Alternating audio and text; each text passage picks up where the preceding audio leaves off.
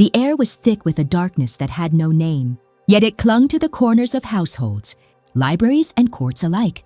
People whispered about them, feared them, and in some cases, condemned them. But what if the stories were only shadows of something far stranger? What if those accused of summoning forgotten demons were never guilty of the acts they were blamed for, and yet something undeniably sinister followed their steps?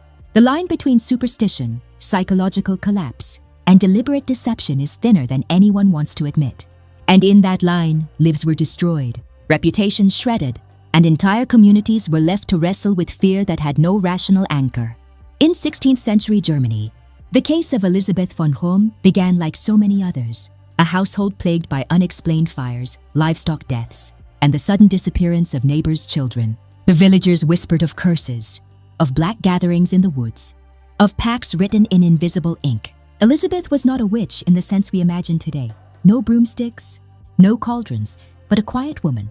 Meticulous and socially isolated, she kept to herself. She kept journals of her herb remedies and prayers, notes that later would be twisted to imply sinister incantations. When a child vanished from a nearby farm, the village seized upon Elisabeth.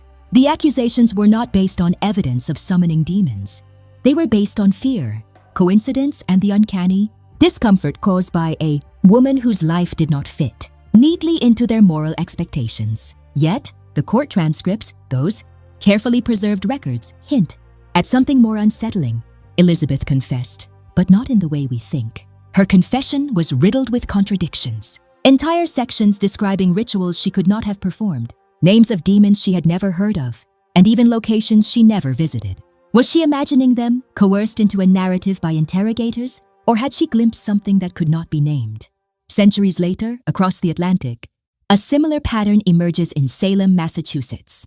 The so-called demon-possessed were often ordinary girls. Ann Putnam, Abigail Williams, whose claims erupted amid personal rivalries, social anxiety, and economic desperation. The townspeople insisted that these girls were channeling spirits of the dead, summoning devils through whispered chants in hidden corners. The reality, examined carefully, is far more disturbing. Experts in social psychology today note that mass hysteria, collective anxiety, and suggestibility were enough to produce claims of diabolical contact. And yet, the historical record reveals the interrogators' strategic manipulation, leading questions, forced repetition, and subtle threats to shape confessions that justified execution. It raises the question, were these girls merely conduits for fear? Or were they active participants aware of the power their words held? And if so, to what end? In Eastern Europe in the 18th century, there was the case of Jakub Šimek, a man from Bohemia accused of invoking demons to heal his sick wife. Unlike Elisabeth or the Salem girls, Šimek's practices involved precise herbal preparations, chants drawn from apocryphal texts, and nocturnal vigils. Villagers whose understanding of illness was rooted in both superstition and the fragile science of the era saw these rituals and immediately assumed malevolence. Šimek's trials reveal a disturbing intersection, the law, the church, and popular belief working in unison to punish those whose knowledge blurred the line between medicine and magic. His defense argued that his intentions were benevolent, but intentions rarely matter when the mechanism of fear is already in motion. The court documents are filled with moral contradictions. Authorities condemned him for summoning demons while simultaneously praising him as a pious man. How do you punish devotion twisted into misunderstanding? And what price does society pay when logic and morality are subverted by collective dread? Across these cases, a pattern emerges, one that asks unsettling questions about human nature, desire, and control. The demons were often no more real than the panic they inspired. Yet the damage they caused was tangible. Executions, exile, ruined families. And yet, in diaries, trial notes, and whispered testimonies, one finds an uncomfortable ambiguity. Did some of these accused truly flirt with the unseen? Were there practitioners who deliberately invoked forces beyond comprehension? Or were these merely misunderstood acts of curiosity and grief? There are gaps in the record, spaces where human perception might have mistaken something profoundly unusual for malevolence, where fear amplified coincidences into narratives of hellish intent. Psychologists today might label these cases as manifestations of paranoia, mass hysteria, or projection, but that does not erase the ethical dissonance. Consider the interrogator's role.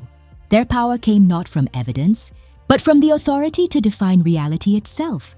In coercing confessions, twisting words, and imposing theological frameworks on ambiguous behaviors, they became architects of a fearscape that both reflected and intensified the anxieties of the time.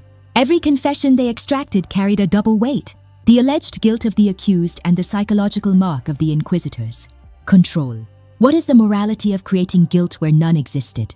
What is the human cost of institutionalized terror? Even more disturbing are the subtle, almost imperceptible echoes of these events that survive in modern culture. Films, novels, and sensationalized accounts have transformed Elisabeth, Anne, Jakub, and countless others into archetypes. The innocent victim, the seductress of demons, the misunderstood healer. In doing so, the layers of reality are flattened. We forget that behind every accusation, there were personal fears, local rivalries, and the very real mechanisms of coercion and suggestion. The stories we tell ourselves about demons often reveal more about human societies than about supernatural entities. Yet in some of these historical corners, shadows remain that cannot be fully illuminated. Some confessions include names and acts that have no corroboration anywhere else, details that do not fit the narrative of coercion or mass hysteria. Were these inventions fragments of a damaged psyche or fragments of memory that intersected with forces the investigators could not recognize? Even modern scholars, when confronting these anomalies, pause. There is no consensus. The evidence wavers, and in that uncertainty, a persistent dread lingers. One begins to suspect that the history we rely on is a story sculpted from fear and imagination, and that the truth, if it exists, has its own agenda, indifferent to human understanding. In considering the lives of those accused, the human cost becomes undeniable. Families fractured, reputations obliterated, communities left in permanent tension between suspicion and denial. And yet, some individuals persisted, writing diaries, leaving coded notes, performing acts of clandestine charity or defiance, all while the world branded them as servants of darkness. These traces suggest resilience, perhaps even resistance, in the face of narratives imposed upon them. It is a reminder that history is not a simple ledger of right and wrong, but a field of contested perception, where power, fear, and morality collide. Perhaps the most haunting lesson lies not in the acts themselves, but in the questions they leave behind. What do we do when fear becomes evidence? When accusation shapes reality, rather than reality informing accusation? And in a broader sense, when the line between imagination, coercion, and the supernatural is blurred, who truly bears responsibility for the suffering that follows? These are questions that linger in the shadows of every historical record. In every trial transcript, in every whispered confession of "I saw it happen" or "I was tempted." By the time the flames have died down, by the time the ink has dried on parchment, what remains is rarely the truth in a tidy form. What remains is the tension between what was feared, what was imagined, and what was lived. Perhaps the demons were never real. Perhaps they were everywhere, in the fear, in the manipulation, in the fragile psyche of societies teetering on the edge of the unknown.